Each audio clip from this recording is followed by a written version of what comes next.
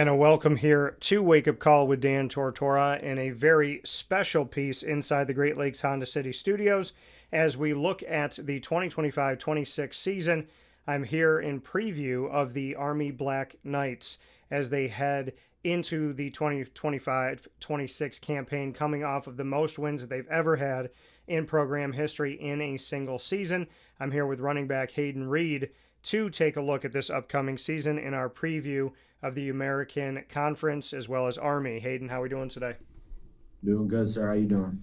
Doing very well. And you and I were just talking about this off the air, but you've gotten to get into camp and get a feel for things here now. It's real. Obviously, you get ready for it, you train for it, you could do different things on your own when it comes to lifting and running and whatnot. But once you're back at it and back in the thick of it, just what you could say about what it's like to be back with your brothers on the field again. Yeah, it's definitely an awesome feeling, especially for the senior class too. It's been a long journey for us at West Point, and finally being in that position of it being our last, it's a really good feeling. And then watching the younger guys, just develop as time goes on, it's really a exciting experience. Yeah, and like you said, I mean, being one of the veterans here, you had an opportunity to get on the field last year, and you're in the backfield with Kanye Udo as well. What did you learn from being back there last season, and really maybe what the takeaways were when you did have some action out there? Yeah, so I played more of an H-back position last year, Yeah. so that definitely carried over into just a broader understanding of the offense as a whole. So I've been able to, piece the puzzle together a little bit better back then when I'm back at running back. Yeah, and for you being at this position, it is a position that is well respected, right? This backfield for the Army Black Knights. To be in an offense that is so dedicated to the run and dedicated to really demoralizing the team on the other side, backing them slowly but surely into their own end zone, what it means to you to be a piece of this backfield and essentially a piece of the history of Army's offense of just calculating move by move, piece by piece to back a defense right into their territory. It is an awesome feeling for sure. It's something me and all the other B backs take pride in because we are a heavy run team. That's our it's part of our culture. Like you said, just keep driving the ball down the field.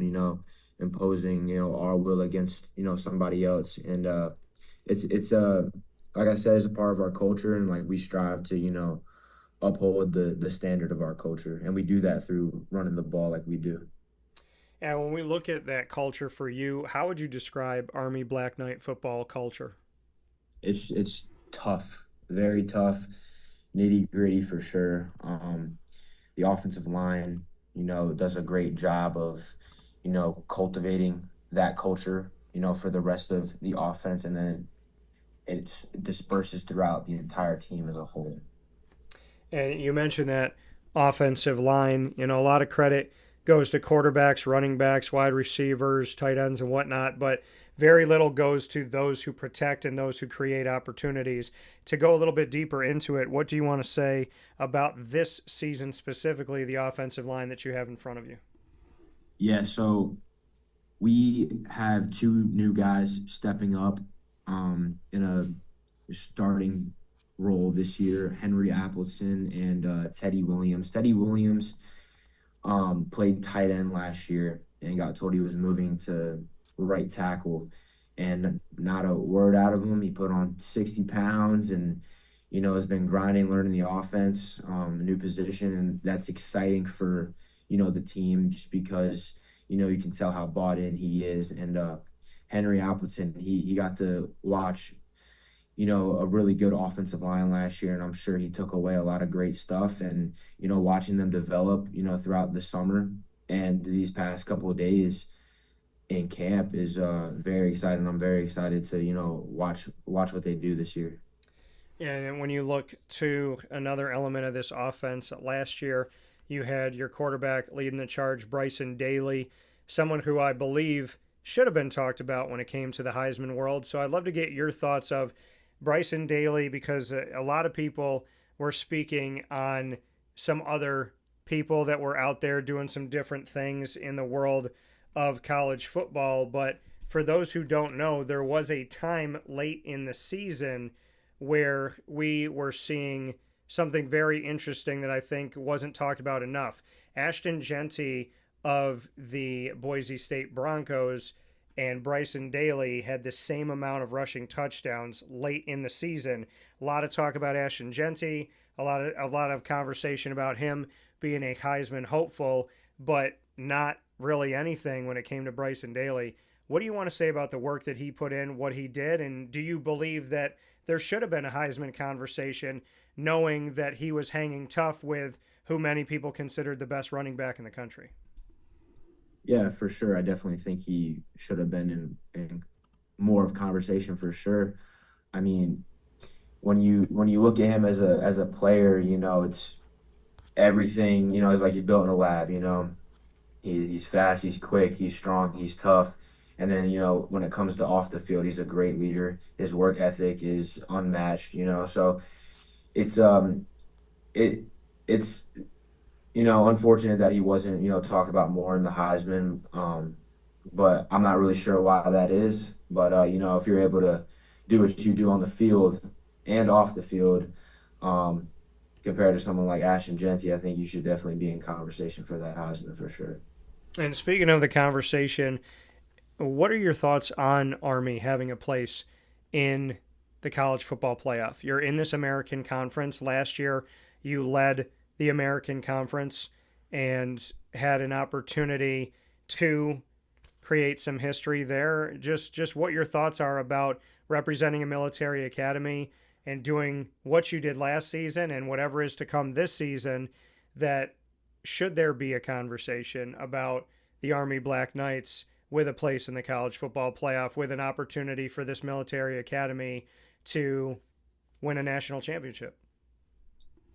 Yeah, so the college football playoffs and like being in a new conference, it kind of gives us a long term, you know, accomplishment that could be, met for sure. But in terms of, that happening, we tend to focus more on, week to week, day to day to accomplish what we need to accomplish. So I mean, it would be, really cool to, get to the, college football playoffs, win the conference, but that's kind of not where our minds are at, as a team. Like right now we're in camp and we're going into, day 4 of practice. So that's kind of where our minds at, getting ready for Charleston State. And when you look at this season, Dwayne Coleman, who I'll speak with as well, what are you seeing from him at quarterback? He got to play a little bit last season, but now he has the opportunity to step up in this new chapter for Army and this football program. Yeah, for sure. Today was actually his best day of practice for sure. Um, Dwayne Coleman, one of my best friends, all around great guy. He's a people person.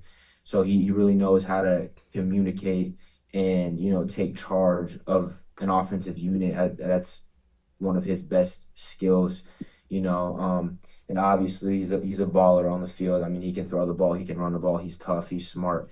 He can really do it all, and I'm really excited to see what he can do week 1 for us. You said he can throw the ball.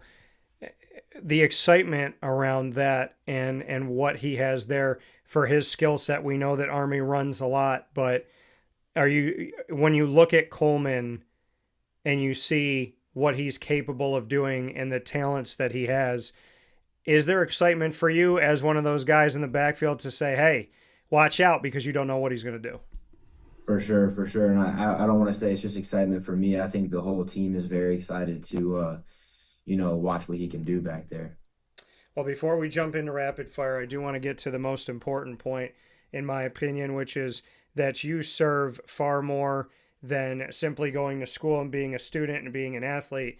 When you join the Army, obviously, here you are looking at committing yourself, committing your livelihood to protecting freedom, to looking out for other people, to paying it forward.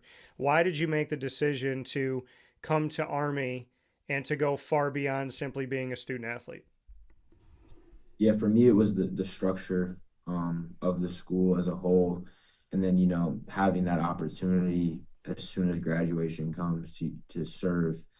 Um, that's a big reason for all of us is we want to commit to something that's bigger than ourselves. That coming here from Hayden Reed. Hayden, we're going to play some rapid fire.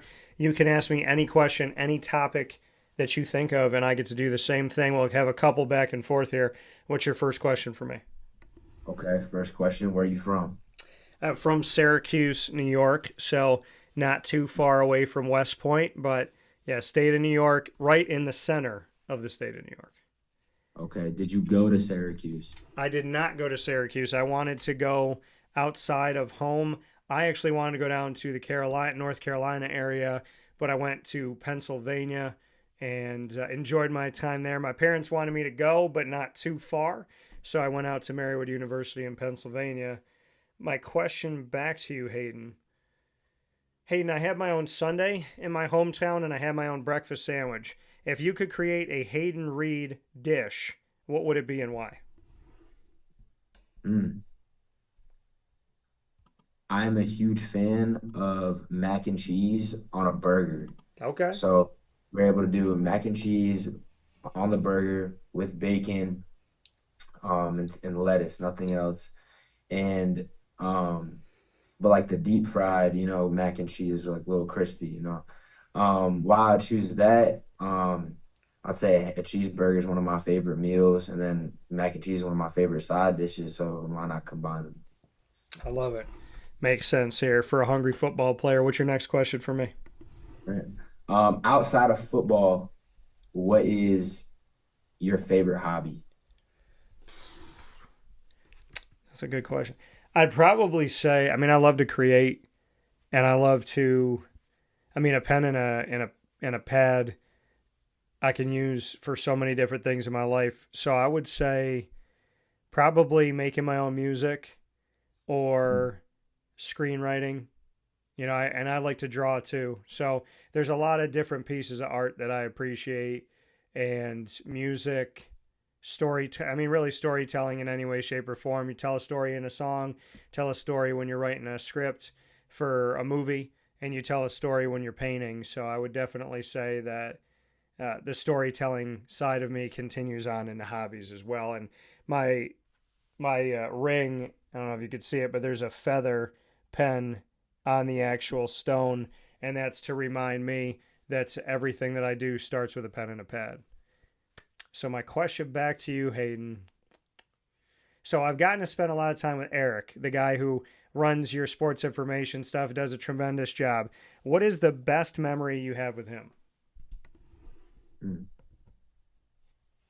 Best memory. We honestly don't get to spend that much time together, Okay. but when we get to the hotels and stuff, when we have team dinners and like snacks and stuff, we do get to sit down and joke around a little bit, at the tables, and I think that's where you know, he's able to build that camaraderie with us. Okay. So joke around. Can he carry a sense of humor? Oh, for sure, All for right. sure. I like it. What's your last question for me, Hayden? What is your ideal vacation spot?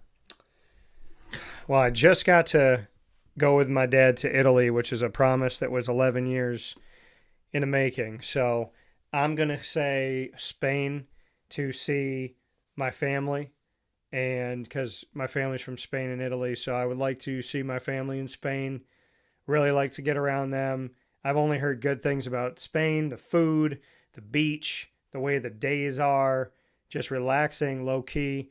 So I definitely would say Spain is the next thing on the. I mean, I want to go back to Italy, but Spain definitely has to be next on the list, or very soon, I would say. My Sweet, man. my last question for you, Hayden. If you took over my show tomorrow and it was Wake Up Call with Hayden Reed, what three guests would you have on the show and why? Three guests. First, I would have Dwayne Coleman. Okay. Then I would have Jalen Ramsey. Okay. And then I would do Randall Cobb. The first two, Dwayne Coleman and Jalen Ramsey, they're going to provide some sort of comedy to the podcast, and then Randall Cobb was like my favorite player growing up. So Okay. Why Randall Cobb?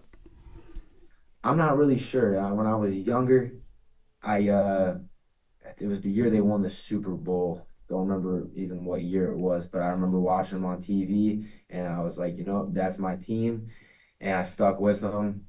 And he was their best receiver, and I got one of his jerseys, and so he kind of always stuck around in my head. Well, I can appreciate that, and I respect Randall Cobb's game. I do have to do this for you, Hayden. I don't. I wanted to wait until the end to let you know that this season I got something here that I can rock for the Army football team. What do you think? Okay, okay, sweet. There you go. Yeah, it came from my brother. So this is we like the bucket hats and all this stuff. So we got the United States Army right there, and I have it right Um, here with me in the studio for our conversation today. So I'll make sure that's that first week of games I'm rocking this. Sweet, sweet. That's awesome. Well, listen, I appreciate having you here. Appreciate you being on the show. Hope nothing but the best for you and your increased role on the team.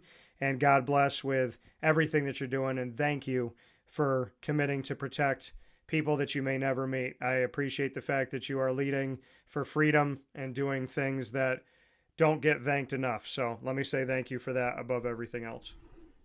Thank you, sir. I appreciate you for having me today. Absolutely. My pleasure.